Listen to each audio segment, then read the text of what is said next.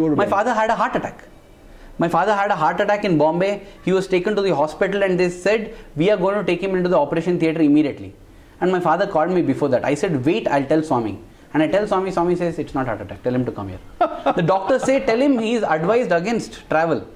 He flies down to Puttaparthi. We can see your dad's pretty healthy and okay today too. Yes. It is only later on that I came to know that, there are some people who criticize Swami. There are some people who call Swami a cheat. All that I got to know later. I bet that didn't bother you one bit. No, nothing. I was told not to take, so I have not taken any pictures of Swami. But you were there. You were given the blessing to be there. Yes. Because I never expected to get that call and I was never meant to be there. And this is what I mean by saying... Were you there to see him? Yeah, I mean, he was there on the hospital bed and they did a final aarti. Sorrow came. Sorrow came. As I said, afterwards, when in the casket, they put Swami's body and it was there in state for 3 days. When I sat there, I cried. I cried. I got the chance of being inside. So I saw the body being lowered. And when it finally went in, it was heart-rending. Everybody was just howling. And you know what? I was working in Radio Sai, so I had one of the toughest duties. In that moment, I'm supposed to cover that event. I'm supposed to go cover, shoot the devotees, shoot this. I'm no time for personal mourning there. You had to do your job. Yeah. I wish to be in Parthi unless I'm told otherwise from my Swami. He'll guide me, I'm sure. But on my own, my thing is to just stay here, keep working in Radio Sai because I've got the best job on earth. I see Swami, I write about Swami, I click Swami's pictures, I hear Swami, and I'm paid for doing this. This is what I say, just do good. I keep shooting everybody's photos and videos. I can tell you that Swami's love through so many people have been such that every instance where I have spoken to Swami or interacted, somebody or the other has shot a video or photograph. It's almost like telling you shoot everybody's photos. When you do, you get all your photos. Any good we do, it comes back tenfold without doubt. Aravind, I love your stories. I love what you're saying. I just wish you had a little more passion in your voice.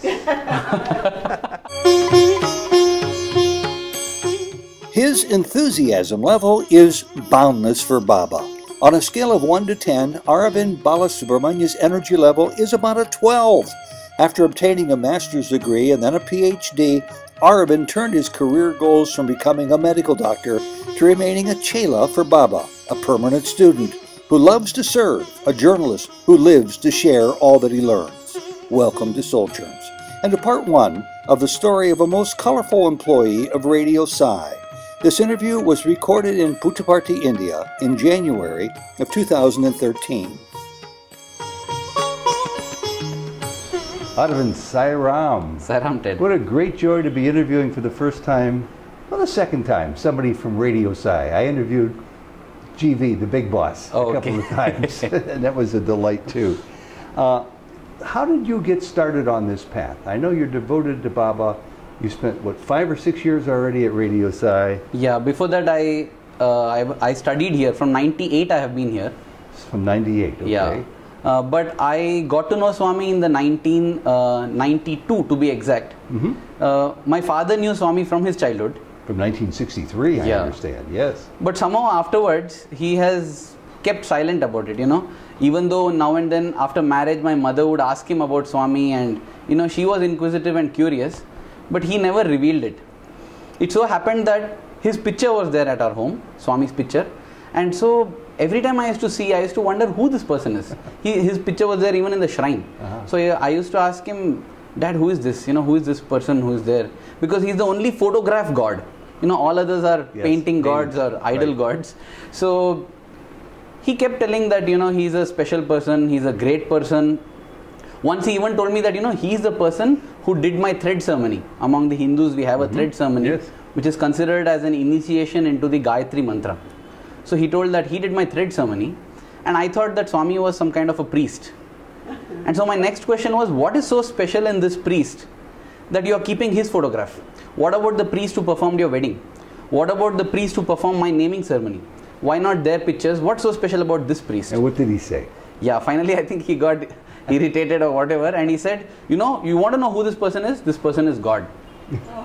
and I accepted it. You accepted it. No question. No question at all. And that with that childlike innocence and complete faith, I accepted Swami as God. Well, the advantage was that it got firmly enmeshed in me that he is God. The disadvantage is I missed out that introductory miracle that people often get, you know. So did you start sharing this news with your friends, telling them that you know who God is and you've seen his picture? No, nothing. I think I was in my fourth grade. Okay. I must be about 9 or 10-year-old. We started visiting Swami's ashram in Brindavan. He revealed it in the summer. So the summertime Swami used to be in Brindavan. We used to go and have darshans at Brindavan, Swami's darshan. And you would come there from Bangalore, which is from your Bangalore. home. Yes. We were staying in Bangalore at that time. So we used to have darshan in Brindavan, and I used to enjoy it. You know, since I had already accepted it, I found no reason to think that there are some. I mean, I don't go about telling everyone, you know what, Ganesha is God. Ganesha is God. I don't do it because I feel everyone knows Ganesha is God. For me, it was as natural as that. But in human form, with a human face that you can relate to because you've seen his photograph, you knew that Baba was God too. Because from my childhood, I've seen his photograph. So I knew that he's also with the gods there. But he said that he's there, you can go and see him. So I saw him, he said you can give letters, I gave letters. In fact, the next birthday, on June 24th when it came, I told my dad that, you know, I don't want a birthday party, I don't want anything. Get me a camera, I want to take a photograph of Swami. Because he used to shoot Swami, that was my desire. And that was how I shot my first photograph of Swami. And immediately, a few months after that, we got transferred to Bombay. So once I went to Bombay, I got pulled into Bal Vikas classes, and it just got stronger and stronger and stronger. And Baba would come to Bombay from time to time? More than that, we would come to Puttaparthi. Oh, okay. Because by then, Baba's visits, I think one was in 95, one was in 99. Tell me, as a little boy, when you got here and you had to take the chit lines and the token lines, did you ever get very close to Baba? Yes, one or two occasions. You know, once I had a book about so many saints and masters, which I wanted to read. So Swami blessed it once. On another occasion, you know, I always felt, I felt like Swami was nothing but a head and a gown, you know, nothing inside. I wanted to know whether he too, because as a god, does he also have a chest, a stomach, and everything like us? That's a curious question to have. No, in fact, in Brindavan on one occasion, when I was holding up the chocolate tray, Swami would come and take the chocolates and throw them. As Swami plunged his hands into the chocolates, I pushed my hand at his stomach, and yes, I felt him. And I said, yeah, he's as solid as any one of us. You know, and even before that, in Mumbai, when we got shifted to Mumbai, I said, I had some experiences. Like, as I said, I had already accepted him as God. So, in my bedroom, me and my sister, we had a room to ourselves. In the room, over the window, we had one window like a rod, a pelmet, into which you fix the curtains. Yes.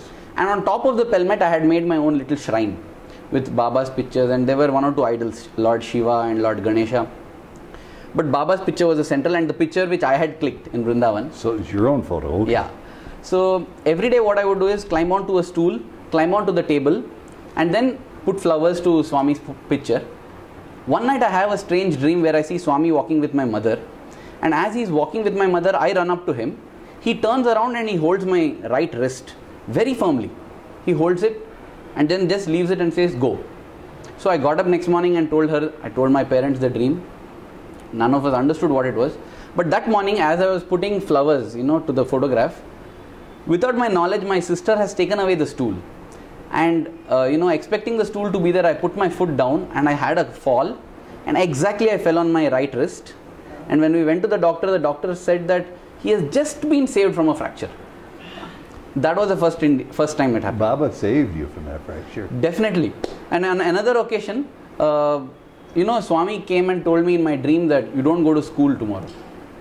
So I got up in the morning and told my mother that, Swami has told me don't go to school.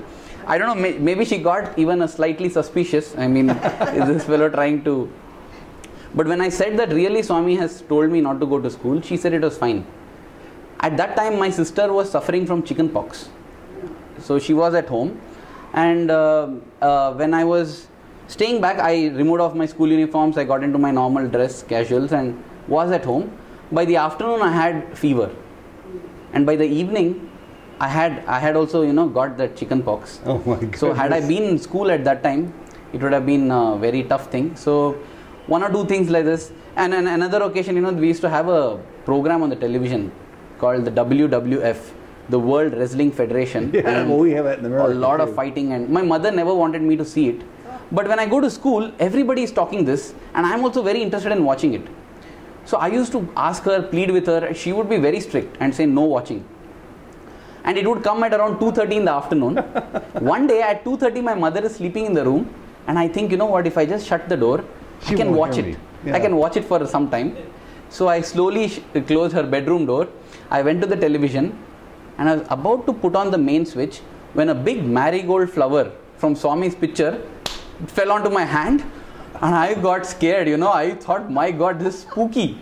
So I went and sat on the sofa there, and I was just sitting, not doing anything, because I felt this person over here, you know, he watches everything. Yeah, so by the time I got to know more and more about Swami, his life and everything, it had already got built into me that, you know, this is God, he is powerful, and I stopped praying to anybody else, you know. My favorite God was Swami. Yeah. Just like people have Krishna, just they have Ganesha, so like that. It is only later on that I came to know that, you know, there are some people who criticize Swami, there are some people who call Swami a cheat. All that I got to know later. I bet that didn't bother you one bit. No, nothing. I used to wonder why they do that. But then there are people who criticize different gods. Absolutely. So I thought it's part of the game. Can you remember the first time that Baba ever looked at you, or said hi to you, or said where are you from, or asked your name? The first memorable experience that I remember is after I joined the school. Okay. In my 11th grade. By the way, what did you graduate with? What type of a degree? Yeah, I have got a master's in chemistry. Okay. And a MBA, a master's in business administration. A master's in chemistry and an MBA, and you're working for Radio Sai. You're Baba's chela. You know, actually, I wanted to be a doctor. I actually wanted to be a doctor. Now you're producing television programs and writing for Radio Sai. Those are good qualifications. I'm sure your parents are very happy. No, the reason why it happened also, this is also because of Swami. I wanted to be a doctor actually. And that is why, you know, I'm getting 2-3 stories mixed here, but I'm just telling you as you're asking. No, just let it come. Listen to your mother now. Yeah.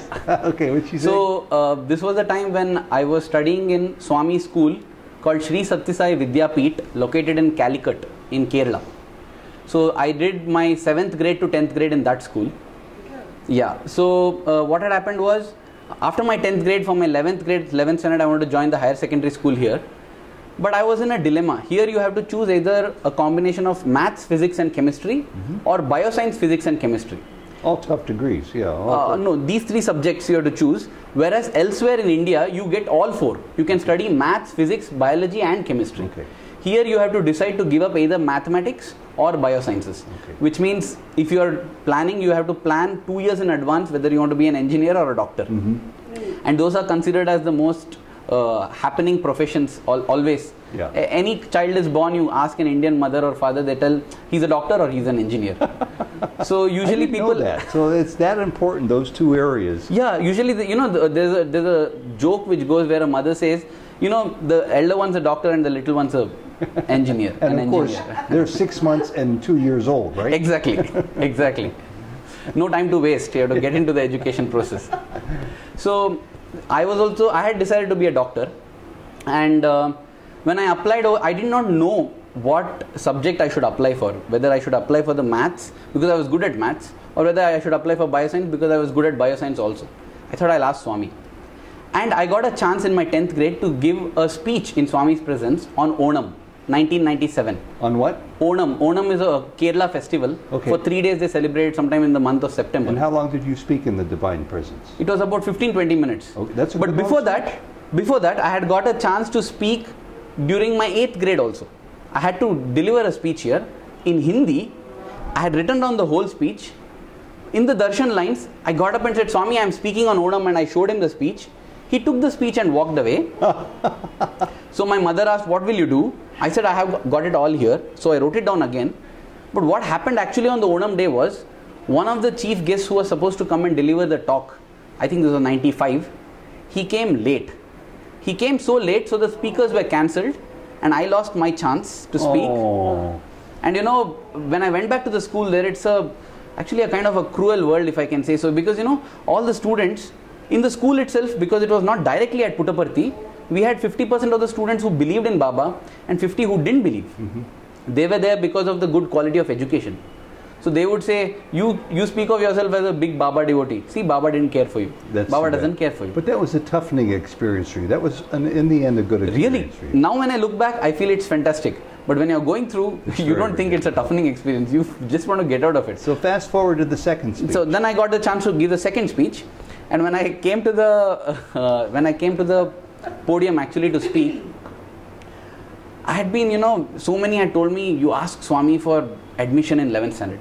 You get to Puttaparthi, you get to Puttaparthi. Even I had planned, when I get a chance, I'm going to ask Swami, give me a seat in 11th standard in your school. I don't know what happened. To this day, I don't know. And I'm very grateful for what happened. Because when I went to Swami, I said, Swami, whatever happens throughout my life, keep me with you. I did not ask for a seat. I asked this. And Swami patted me on my back. He said, yes, go and speak. It was a full, memorized speech. You wake me in the middle of the night, I could deliver it. So I just kept speaking. Can you deliver it right now? Not now. Because there have been so many speeches after that, which have not been memorized, which have been by heart, from the heart. So that's why that day when I just spoke, the only interruptions were when people applauded. I don't even know where they applauded. So when they applauded, after that I went back and I started feeling very bad because I did not ask for my seat. I was not going to. So I went crying to my mother, telling, I did not ask. She asked me, what did you ask, Swami? I told her I asked this. She said, don't worry, you have asked, you have asked for the best, the most wonderful thing, so you don't worry about it. 2 days later, Swami said he would give Pada Namaskar to all of us students who were leaving back to Kerala. So as he was coming, I thought, this is the opportunity, I'll get up and ask. So I got up to ask. Swami put his hand on my head and pressed me down. Everybody felt that I was specially blessed. I felt that I lost a chance to ask. Swami went ahead. 3 lines later, from there suddenly he called out, hey. And I got a video recording clip of this. Swami says, hey. In Tamil he spoke. He said, you were the boy who spoke day before, right? I said, yes, Swami. What are you going to do? I said, Swami, after 12th, what will you do? Doctor, engineer, medical, engineering, he asked. I said, Swami, I like medicine. Swami said, take biosciences. He told me, take biosciences, which is here. Yeah. So I decided, I applied, I got into biosciences. But before that, what happened was, at that time, I had gone to Mysore, where my mother's family is there. And in their home, everybody is doctors. Everybody are doctors. And so everybody was happy that one more doctor is coming into the family. So all their books and everything, medical books, they gave me. I had 2 sacks full of books, so that you use them now. They've all become doctors, so you can use it. That night I saw my mother crying. So I wondered what happened, and she said, with so much difficulty you got admission into Swami school. There's no medical college here. So you mean to say that after 2 years you'll give it up and leave? I said, yeah, that is what Swami told me to do, medicine. So that was the thing. That night Swami comes in my dream. And he asked me, what are you going to do after 12th? I said, Swami, medicine, doctor. Swami, no, don't do that. Swami, what should I do? He said, do some bioscience, then do arts, do something, and just be here. Then I wondered, Swami, I asked him, Swami, what shall I do then? Meaning, what shall I do for a career? Because you're telling, do so many things. Swami said, don't worry, something can be done. So then the next day morning, she was so happy. She emptied the sacks for me and gave back the books. She said, you're going to stay here. Because you knew that then he would be staying with Swami in Puttaparthi. Yeah, when Swami said, I know he won't take something else other than what Swami had said. Yeah. I was really upset. I prayed, not a single thought other than me joining Swami's school. So she's talking about being upset because she doesn't have the microphone on, and then she was overjoyed because Swami came. Now, a quick question. Which Swami is telling you the truth? The Swami who talks to you face to face, or the Swami who talks to you in your dreams? What I feel is both Swami tells the truth. But what happens is, see, for example, when you're studying, in the 9th grade, you're taught the Bohr's theory of the atom. Okay. So, and when you reach the undergraduate level, you're told to discard Bohr's theory of atom is absolutely not true. There's a quantum mechanical model of the atom. Okay. So Bohr's theory is wrong. Yes, it's wrong. You have to give it up and now learn this. And you're taught the quantum mechanical model. And then you wonder, if Bohr's theory is wrong, why do you continue to teach it in school today? In order to appreciate the quantum mechanical model, the Bohr's theory has to be taught. Okay. And at that level of understanding, the Bohr's theory works fine. You use those equations for the kind of problems you're going to get in your exam, you will get the answers right. The kind of problems you get here are advanced. For that you need advanced knowledge. That's why discard this and come here. So I feel Swami also, because we are KG students till PG students literally and spiritually in his presence. So to each one accordingly, Swami gives a message. To some he says, ask everything from God. If not from God, whom will you ask from? To some others he says, do you think you know better than God? Just shut up and sit and God will give you everything. These are not contradictory. This is, one is a higher class, one is a lower class. I don't know which is which, but they are definitely different classes. And Swami's message is tailor-made for that. That's what Swami says, Desha Kala Paristhiti. That situation, that place and that time, that is right. So you had the highest caliber teacher in the cosmos. Yeah. You could turn to, both face to face and in your dreams and from your heart as well. Definitely. I'm sure he taught you to talk to him in your heart. Definitely. And do you still talk to Baba from your heart? I do. That is the only way. In fact, even when Swami was physically there, for my convenience, I built up a theory. I built up the two Swami theory. That is, there are two Swamis in the world. One Swami has come for the uplift of the world. You know, so he has to divide his time with as many people in the world. The other Swami has come for my sake. He's with me, he lives for me, he breathes for me, he dies for me. I like both those theories. So, I used to always tell my Swami, and you know, I'll share one lovely experience which happened. I used to always tell my Swami, you know, that Swami, you do this, you do that, and I used to share my griefs, my victories, my joys, my sorrows, everything with him. Then, in fact, let me confess, I have learnt speaking Telugu because of this. Because one or two occasions when I spoke to Swami in Kannada, he responded to me in Telugu. So I felt that Swami wants to speak to him in Telugu. So with my imaginary Swami, I am sure nobody will mock my Telugu. So I used to speak to him in Telugu, and that is how now I can speak. I can say I am about 45 to 50% proficient in the language. If somebody gives a talk in Telugu, the whole talk I will understand. I may not be able to speak that. Telugu, Hindi, English, which you speak perfectly, any other languages? I can understand Malayalam also. Oh my I can understand Malayalam. These boys here are so smart. No, that is Swami's grace. And so what used to happen is, when I'm sitting, as I close my eyes, I used to tell, you know, Swami, and when I speak also, no, I just imagine his replies. It's not that Swami is responding. For example, if I say, Swami, that man there, when I look at him, I get so irritated, I feel like punching his face. Now, theoretically, I know Swami will not say, yes, my boy, go ahead, punch him. I know Swami will not say that. Theoretically, you're right. Yeah, so I will imagine Swami telling, Bangaru, after all, he's also a part of me. And there is a reason why he's doing that. Learn the message and the messenger will cease to exist. You know, these are the kind of things I used to put in Swami's mouth. Sure. You know, this was my divine you would drama. Answer for him. Yeah, I was the director and he was an actor in my drama. Did you ever say, Bangaru, this is how the gem gets polished? In other words, you have to have these people come into your life. You probably were able to different things like this. Yeah, different things, because I would think, what will Swami respond in this situation? And that way, I used to carry on a conversation with him. You know, always, and in Telugu. And that is how I became little fluent in Telugu. One day, suddenly, you know, this doubt struck me. This doubt is such a horrible thing. It comes and undoes 10-15 years of good that has happened till then. One day, suddenly I get a doubt that, you know, am I hallucinating all this? You know, I'm talking to myself. After all, I'm just talking to myself, sitting by myself and just giving another persona there and just... So one day, this was a time in Brindavan, when I was a student in the undergraduate in Brindavan, when Swami was, for some reason, not accepting any letters from the students. He would always tell, you post it, or you send it inside, or I've got so many letters, how can I take? Some excuse or the other, but no letters from students. So on one such occasion, when it was like this, and when I had this doubt, so as I was sleeping, I began to have this conversation. I said, Swami, I have written a letter, I want to give it to you. Swami said, yeah, give it to me. I said, no, not here, Swami. I want to give it to you in the darshan hall.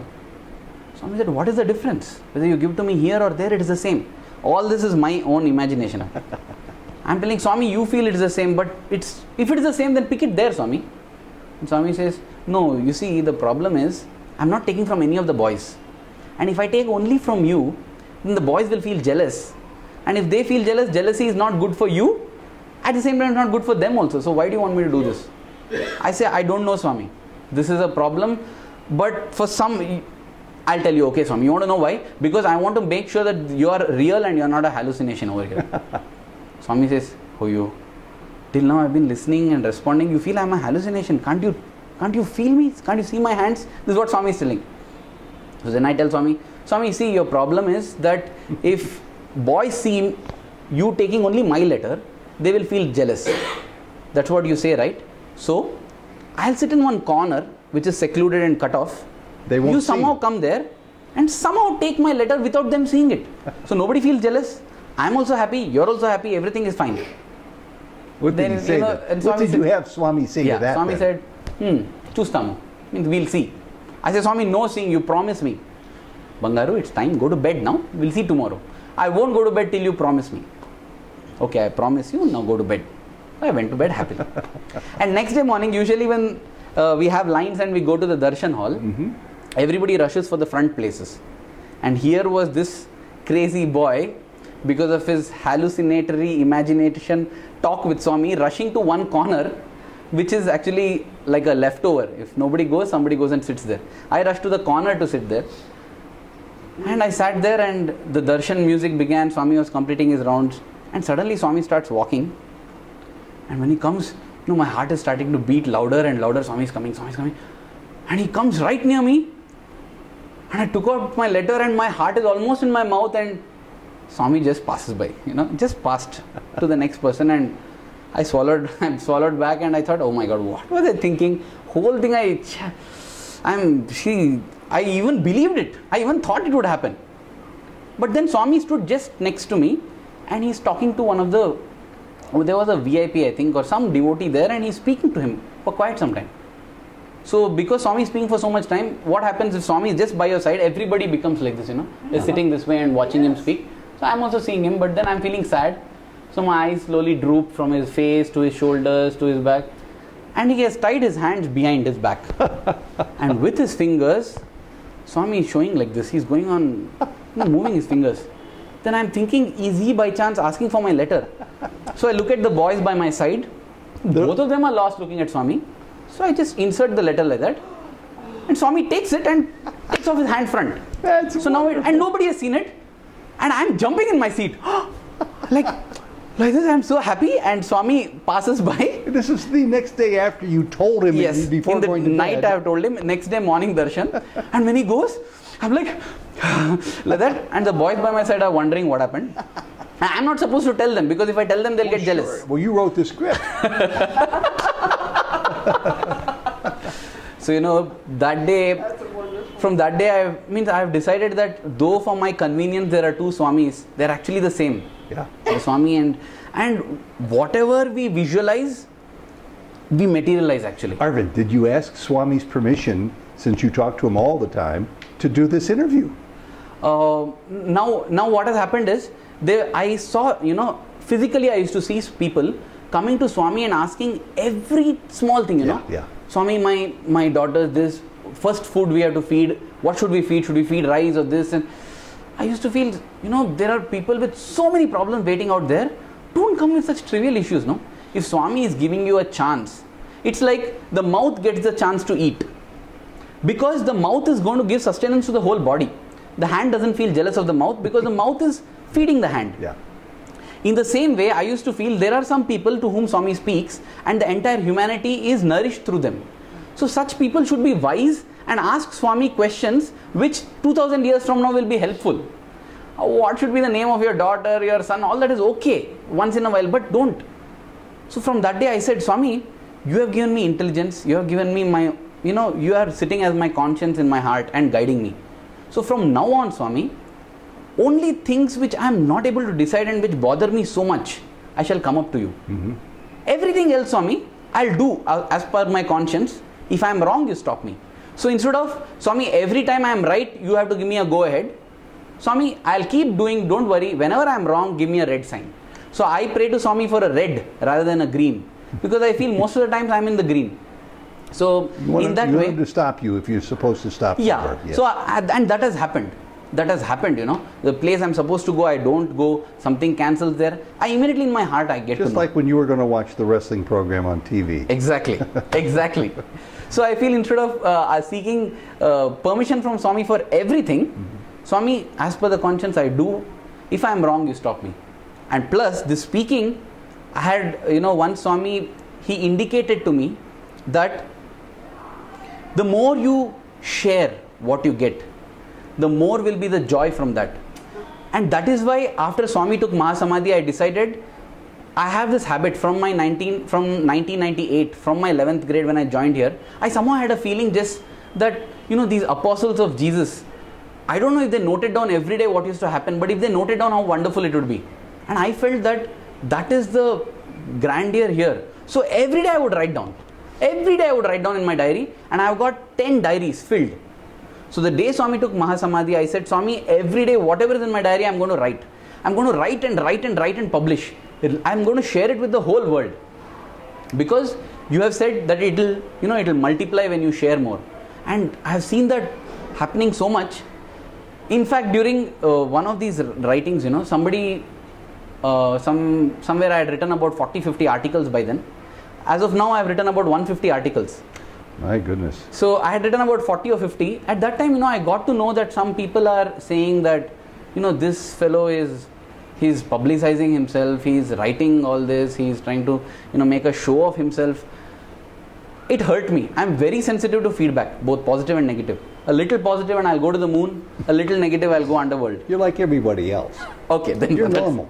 Thank you. So then when this happened, I was sitting and I was thinking, you know, should I stop writing? Should I stop sharing? But then I remembered, Swami, if I'm doing wrong, you'll stop me. Okay.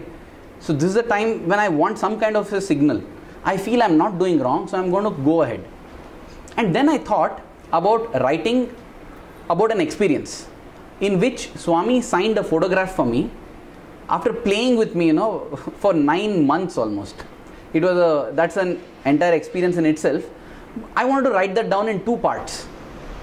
So my idea was I'll write down the whole thing, and at the end of the article, I shall re-click the photograph which Swami has signed for me and paste it in the article. Shall I get it for you?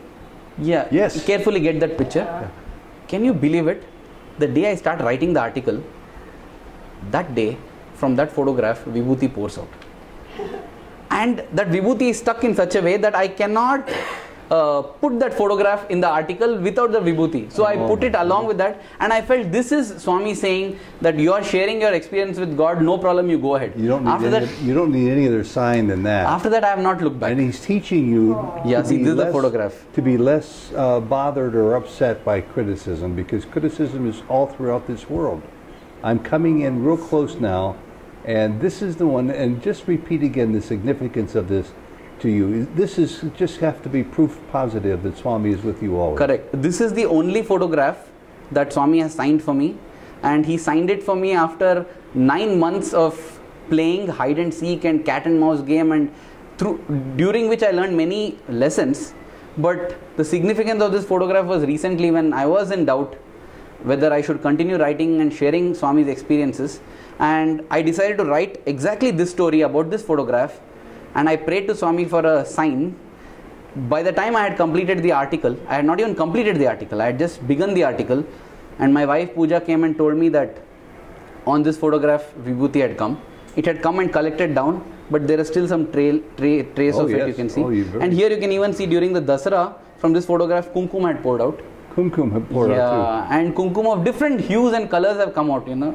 Some 5-6 colors are at least there of the kumkum that have come out from the photograph. Yeah, yes, here, over here, you can see. My goodness. This photograph actually was there in the altar, and it had once fallen, and it fell on the lamp. That's why it has got burnt. But you can see, you know, Swami's the burn has stopped just before Swami's fingers begin. So it didn't damage. It didn't damage any part of Swami's figure in the picture. I don't know what to ask, because your story is so fascinating. It's just so wonderful. That isn't the only materialization that's happened in your house. I'm going to take you into your puja room in a couple of minutes, but before we do that, I just want to ask a few more questions about your closeness to Swami. And this might be too personal, it might be too hurtful, so you tell me if it is. I can't fathom how deep your love for Baba was, is, and will always be. Take yourself back to the day he left his form. How did that cause you to react that day?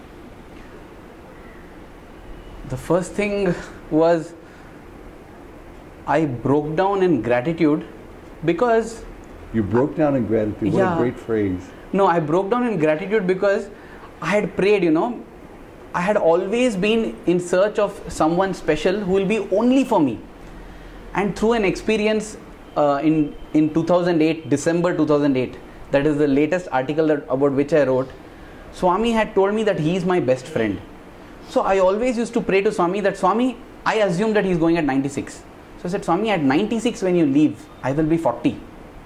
And at that time, Swami, either you give me somebody who will love me like how you did, or make me a yogi. Otherwise, Swami, all the spiritual uplift that you have done, in a single day with my attachment, I'll come down again. Because I used to get so attached, and I feel most of my sadhana has been in overcoming attachments. So I said, Swami, give me that. That was one thing.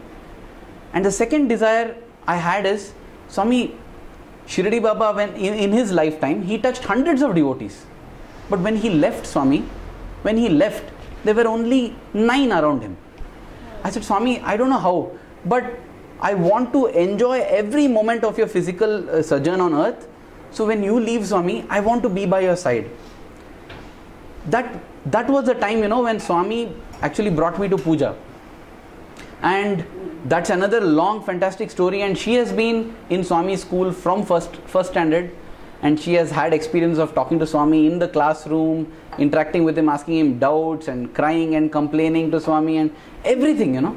And it's been such a beautiful thing.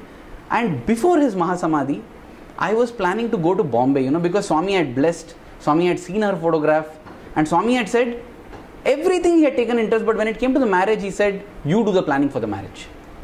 I did not understand. He gave vibhuti. He gave vibhuti for me, he gave vibhuti for puja. He gave vibhuti for a child that was supposed to come. And I was thinking, Swami, what is the hurry? And he did all this. And then Good Friday was a holiday, Saturday was a holiday, Sunday is a holiday. Monday also, I was thinking these 4 days I'll visit Bombay. So you weren't here? I was thinking. Okay. But then suddenly, you know, all of us felt, here, me, my parents, felt that if somebody is sick at home, we tend to that person. In the same way, Swami is sick, whatever it is, we used to be here. We should be here. You know, some people used to say, when Swami's birthday is there, let's not come, the crowd is maximum, we'll come after the birthday, so when the crowd is less. But here I used to feel that for Swami's birthday we should be there, because when it's my birthday, I want to see all my loved ones around me. So Swami also will have that desire. So for that reason, instead of me going to Bombay, decided to get puja here. And after the next day morning, I got a call which told that I was needed to come to the super specialty hospital. This is on Saturday now, after Good Friday? Yeah. Okay. This is on Saturday. Then I was told to come to the, Saturday morning. Yeah, this was the 24th was Saturday?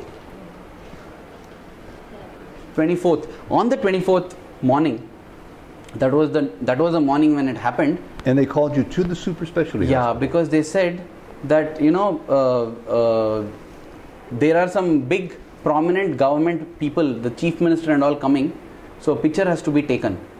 So you be there. To take the picture. By then it had been announced, you know, that Swami has left. It was announced in the Kulwant Hall at 9 o'clock, and I was riding my bike and I heard it on a PA system, because that announcement was spread all across the mandir. Then this would have been Easter Sunday. Yeah, okay. On Easter Sunday morning. Yeah. So Friday she came. You missed your flight, that was the time? She missed her flight, so I stayed back one extra day in Bangalore and got her here on Saturday. She missed her flight on Friday, so on Saturday we got. Next day morning, Sunday morning, and I heard this and I was told to come there. And when they did the final Aarti to Swami, I was there and there were only 10 or 11 of them. And I didn't know what to do. I felt, first thought that came to me was, Swami, even in your passing away, you are ensuring that you are fulfilling desires and you are going. Because I never expected to get that call and I was never meant to be there. And this is what I mean by saying... Were you there to see him? Yeah, I mean, he was there on the hospital bed and they did a final arti. You were there to take pictures of the Yeah, they told VIPs? not to. I was told not to take, so I have not taken any pictures of Swami. But you were there. You were given the blessing to be there. Yes, and when the Chief Minister came and offered a rose at Swami's feet, yeah, I have taken a picture of the hand, the rose, and Swami's feet covered, so we can't see any part of Swami. So, and his face, you know, his body. It is, you know, usually what happens is I have seen in the last 4-5 months at least 20-25 deaths, and every time after a person dies, the body changes so much. But here was Swami's body that had, you know, undergone such mutilation for the past, because they had poked in all kinds of needles, everything. In spite of that, when you see that form, even in what you call a dead person, so much of love comes out first, you know. You don't get sorrow, you don't get this. So much of love is coming, so much of love is coming. You feel that even if this form is like that, just leave this form here. I mean, let's not do anything, let's just have that form. Because that form has lived with so much love for so long that it doesn't feel that it's gone at all. In fact, when I used to write my articles, there's one person in Canada. He's a native American Indian. He calls himself Mr. Happy.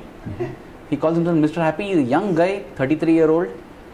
You know, he got very interested. He said, he wrote to me, I've got a letter. He said that he went to the oracle, and when he went to the oracle, he saw this picture of this Mr. Swami. He thought Swami is a name. So he said, I saw your Mr. Swami there. So, and he said, I'm very interested. I read, you're the only person who has written this. I'm so interested. I want to know about him. And when I told him that, you know, you have maybe come a little late because he has physically left. He says, Mr. Aravind, I don't know if you believe in meditation. I do this meditation and I do not seek out anybody without confirming it through my meditations. And your soul and my soul have to be connected. That's why I sought out your soul. And after knowing Mr. Swami, I tried to seek out Mr. Swami's soul, but I'm coming to you because I could not comprehend it. There is no way that I can comprehend the soul of this Mr. Swami, and that is why I am finding it extremely difficult to believe that he is dead. And then I wrote back to him telling, you know what, Mr. Happy, I too do not believe that he is dead. I just wrote it from a worldly point of view because of this. He is forever alive. And after that we have exchanged so many letters. In fact, he was going to come down from Canada for attending my wedding. Just that he did not know that for India you need to have a separate visa. Yeah. Because for many European countries, he says, I don't need a visa. That's right. So he was stopped at the boarding of the flight and sent back. And the Indian embassy said that for next 3 days at least we can't give you a visa. So he sent a big parcel in FedEx saying that I'm so sorry I'm not able to come to your wedding. It would have been a great honor and this and I mean, this was a person who knew nothing of Swami, and I can totally understand what he says, because when I saw, that is what I felt. But what did you really feel? Here you are, Aravind, a person who is in constant dialogue with Swami, face to face, dream to dream, in between sleep and awake state, and you hear his direction. You direct his direction to you in his life.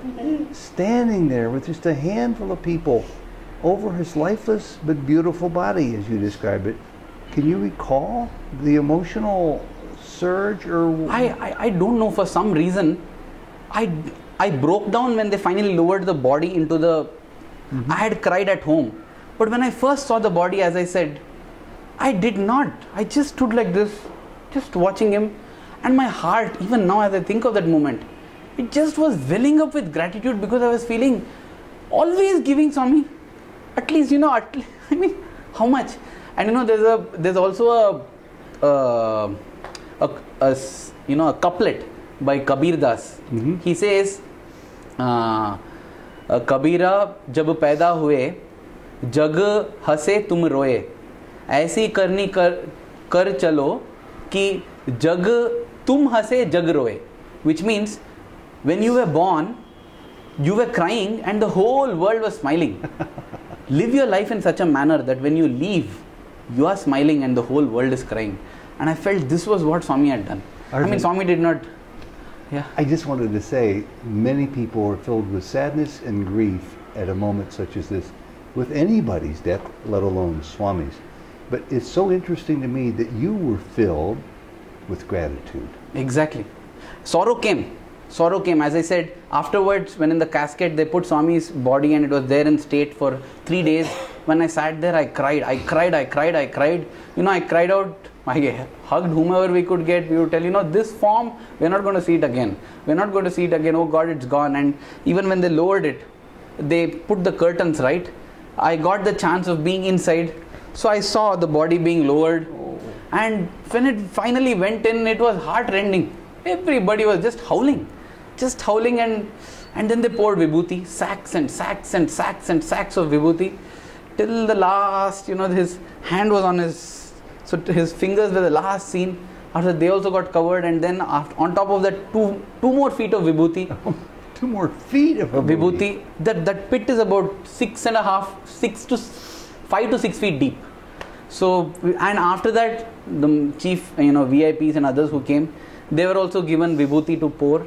Everybody put vibhuti, and finally at the surface level for about 1 foot, I think they put sand, they put mud, and they covered it up. And that was what was worshipped for almost 60 days after that. Mm-hmm. That was used to be decorated with flowers. Mound, yes. That mound. Uh-huh. Now they built before the they samadhi. built the Before they built the marble structure.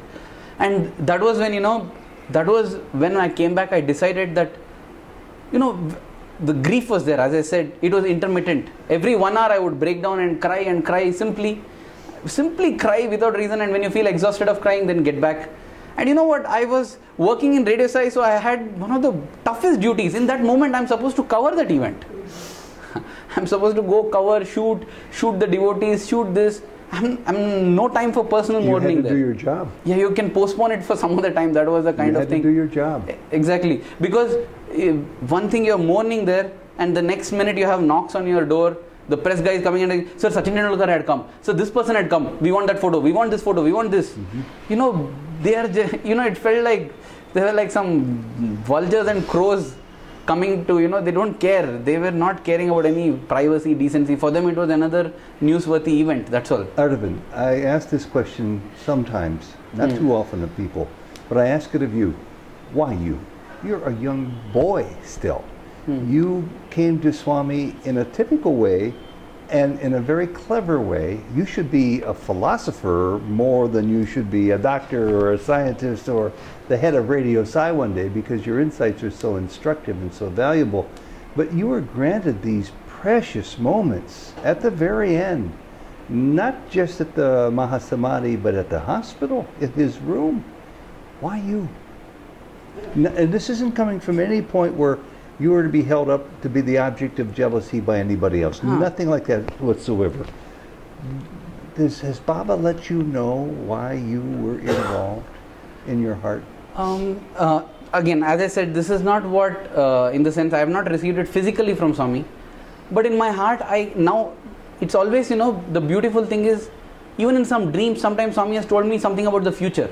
But I can't make out anything. No, I just, till that event happens, you do not realize it, and after the event happens, you look back retrospectively and say, oh my God, oh this is it, oh this is it. Then you make the connections. Okay, and even if it's even I feel the same thing about Nostradamus or the Nadi, the Shuka Nadi, anything.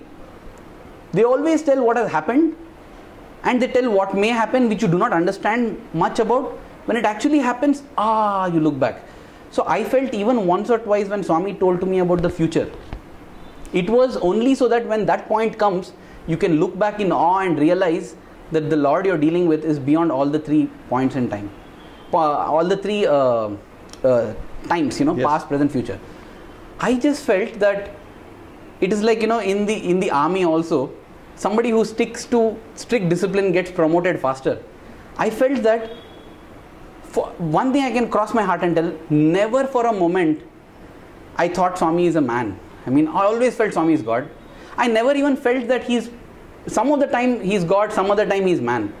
And that's why, you know, even if Swami twitches his nose at me or pulls a hair at me or anything he does, even in a dream, if he twitches his nose, I will write it down because I feel it's not meaningless. Those are very, it has very a precious, meaning. Very precious journal entries. And I'll tell you one experience. Please remind me about this twitch. I'll come back because in case I forget in the the twitch in the nose, and I said how everything is precious, I want to remember it. In one dream, you know, it was in October 1990, October 1998, he comes in my dream and he's standing with so many luggage and suitcases packed at my hostel entrance. And I come and ask him, Swami, where are you going? Swami says, I'm going to Bombay. And I just tell Swami, I used to stay in Bombay at that time. And our house was next to the Sanjay Gandhi National Park. It's a game reserve, Sanjay Gandhi National Park, which is located in a city. And our building shared a common 15 feet compound wall with this game reserve. So any guest who comes to Bombay, we take them there first. So when Swami tells this in the dream, I tell him, Swami, are you coming to National Park? Swami says, I am coming there. Then I tell him, Swami, let me get my camera, I'll come with you. Swami says, make it fast. But by the time I have come, Swami has left. Now this was my dream, I wrote it down. Fast forward now to March 1999. Swami has gone on a trip to Mumbai and Delhi. And in Mumbai, I think it was the 17th of March, maybe it's the 16th of March. You know, Swami had a caretaker, Satyajit. So Swami was in Goregaon, one place there, in the grounds there. After giving darshan, he had promised Satyajit's parents that he would visit their home. And at that time, Swami told that he would visit after the program there. Now what happened was, his parents happened to be in the same samiti or center as where my parents used to be. So my parents and his parents are good friends. So they were just across 2 kilometers from my house. And at that time, nobody knew the exact directions to his place. You know, they were living in a modest building which had no lift. In fact, Swami, to visit their home, climbed up 3 floors. Did he really? And went to their home. So at that time, my father was a photographer there. He sat in the pilot car to guide the whole convoy to that place. Now, in between his house and our house is the entrance to the national park, where there's a big empty road space, like a parking lot it is. So, you know, in Dharmakshetra, when Swami gives darshan, only about 4,000 people can fit. So it's not possible for the whole of Mumbai to have darshan. So what they had thought is, certain points where people can gather, people will gather, and as Swami's car passes by, Swami can slow down and they can have darshan. That was the idea. So my mother and so many others were involved in seva activities in a slum near the national park. That slum is called Kajupada. And from the slum, all the children had come, and all the other devotees from that Borivali region had gathered at the entrance of the national park doing bhajans. And since this arrangement had been made, a contractor had been told to put carpets and some lights and all that, because people are going to be doing bhajans here. So he had done that. Then they said, you know, we need to get Swami's chair, because we always have Swami's chair where we do bhajans. So one of these marriage chairs, he just put it. Then my mother said, what about the footrest? They said, we don't have a footrest. So what my mother did was, she got somebody to go home, got our footrest from home, which was at home, which is still at our home, and kept it for the chair. Now Swami visits this devotee's house, and he comes, and when he is passing by the national park, he stops the car, and Swami wants to get down. And Swami is told that, Swami, this is not a scheduled stop. And Swami says, but I want to get down. And Swami opens the car door. The car was, the car which was going, car reversed, came back into the national park. Swami gets down and walks, and all are shocked, because this is totally unexpected. And Swami, in fact, stood on that footrest. He did not sit on the chair. He did not sit on the chair, but he stood on that footrest. And Swami asked, your footrest? On that footrest is at home. And Swami asked, where's the Aarti? And so somebody, they hurriedly, you know, got camphor, and they did Aarti and everything. And then I was at Brindavan at that time. No, after that, for summer vacation when we went to Brindavan, the lot of talk was all about Swami's Delhi trip and Bombay trip and Professor Anil Kumar. Everybody used to give talks.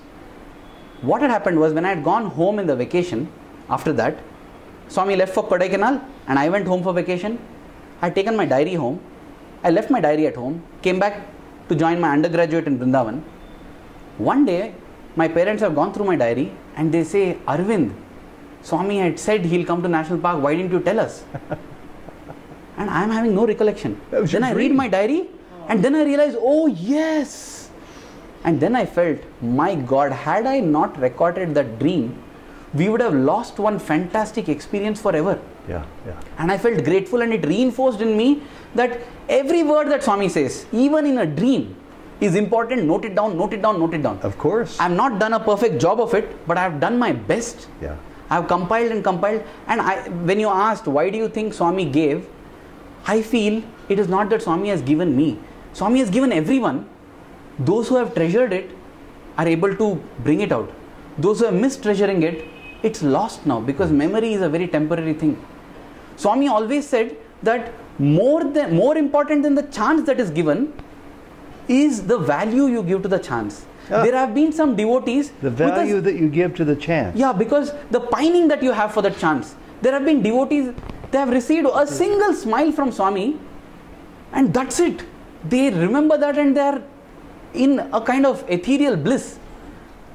Yeah, the current just came back on. That's okay. And there are some who have received 10-20 interviews, and they are still waiting for the next interview where they can solve some more problems. You know, in Satyam Shivam Sundaram part 1, there is one, I won't go into the details of this, but it is recorded where, story is recorded where a person, he goes so mad, he refused to eat, sleep, drink, he just closed his eyes. It's there in part 1 or part 2, I think. Krishnamurti is his name, a clerk from Mysore. Part 1. And he says, till I see Baba's feet. And Baba was a young lad at that time. He says, I won't open my eyes till I see his feet. And at that time, a huge crowd used to be 100. So on an average, there are about 30-40 people near Baba. So touching his feet is a very easy thing, a simple thing that everybody can do. And yet Baba is avoiding him. So people used to wonder, why is Swami doing this? This person, you know, he would not open his eyes, and Kasturi has recorded it. Like a dog, he would smell, walking through streets of Mysore, smelling out where this Swami is and telling, I want to look at his feet. Swami sent him home, gave him vibhuti, told him to take. Swami sent him a picture. And when he saw the picture of Swami's feet, of Shirdi Baba, then slept, never to get up again. And Swami said his pining was so intense, had he seen my feet, like a bulb going pop, he would have just burst. Wow. And then I thought, at least 2,000 times I have touched his feet. Nothing has happened to me. And then I realized what Swami says, pining is more important than the chance. When you have that pining, that intensity, in one moment, it happens and that's it. You don't need anything else. But you don't have that pining, you don't have that, you will be showered upon. It's like a vessel kept upside down. The grace just falls off. How much ever is poured, it's no use. And so I feel Swami has given everybody. It's not that I am special. He has given everybody. It's just that each person is able to treasure, cherish and relive according to what they have been able to treasure, cherish and relive. Aravind, this has been the fastest hour for Souljourns I think we've ever recorded. It's just been an amazing series of stories. 2 quick questions before we run out of time. What are you going to do for the next 30 or 40 years of your life?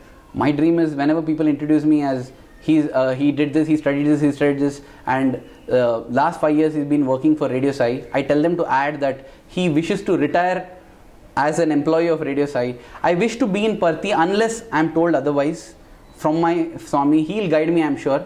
But on my own, my thing is to just stay here, keep working in Radio Sai, because I've got the best job on earth. I see Swami, I write about Swami, I click Swami's pictures, I hear Swami, and I'm paid for doing this. This is a beautiful story.